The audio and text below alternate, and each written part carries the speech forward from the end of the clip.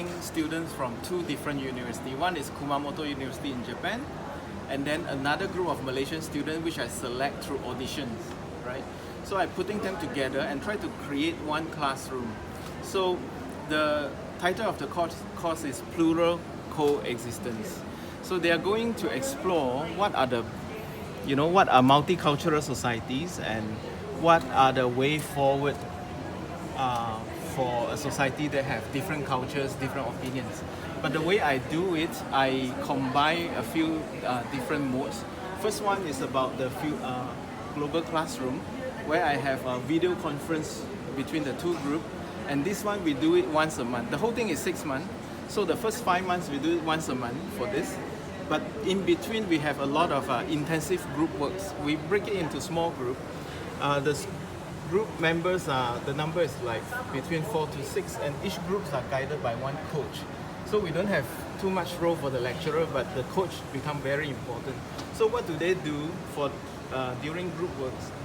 Although they are separated in different places, they use Line. Line is something like WhatsApp, but it's more conducive because it has more features for topical learnings.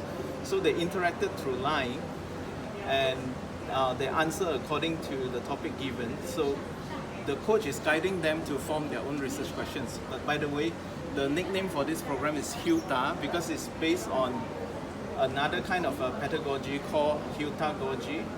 Hyutagogy, as you can see here, the normal pedagogy is teacher-oriented, and the guided, self-directed learning is andragogy.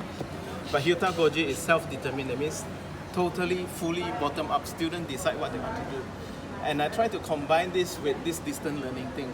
So they interact through group, a small group using Line.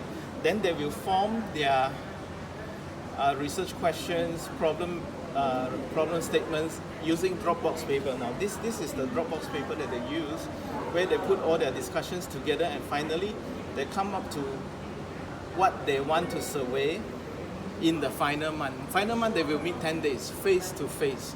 So they also experience Maya, virtual, but at the end they can see the person, so the excitement is very high. So then for the face-to-face, they will go according to their problem statements and work through the schedule which they set by themselves. So when the Japanese student come here together with the Malaysian student, it looks like a bit of a mobility exchange program, but a program that has no schedule set by me. They totally set the schedule by themselves, who to interview, where to meet. So my poster here have a car instead of bus. We don't use buses. So, and then they will culminate at the end into this, presentation. Where's my mouse? So every group will do a short presentation about what they have found. So every group turn out very, very differently. Yeah, about their answer to multicultural societies. We have found that the Japanese students will have more experience, the sense of reality of what multicultural, because they can only imagine in Japan. But for Malaysians, they rediscover a lot of things that they normally ignore. So because of this intercultural setting, they were, stimulated to look at whatever they already know, but in a fresh look.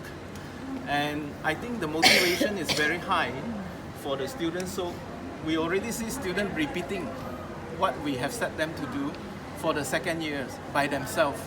So we have 8 out of the 24 participants. They make their own trip. Now this time Malaysian go to Japan, and 6 months later they came down. So when we run for the second cycle, the ex-Hyuta people, they already start moving, already have their own thing. So I think the impact is very great. What are your tips for people who wants to replicate what you do? What is my tips?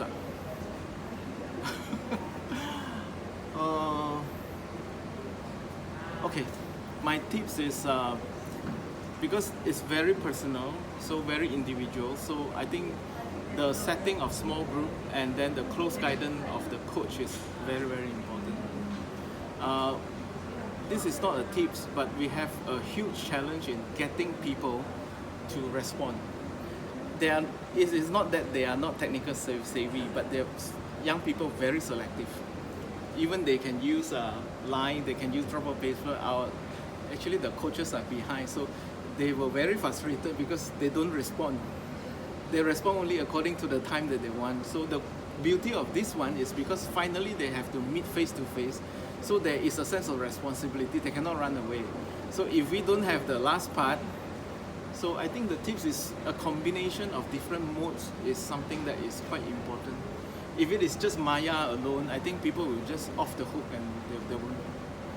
And also be ready to sweat a lot before every meeting. The technical setup is tremendous. Just like any online learning, I think you know, the microphone, the video, everything's, and then the speed of the internet is still, I think we still have a lot of things to catch up there. I mean the infrastructure part. Yeah. Okay. Thank you very much.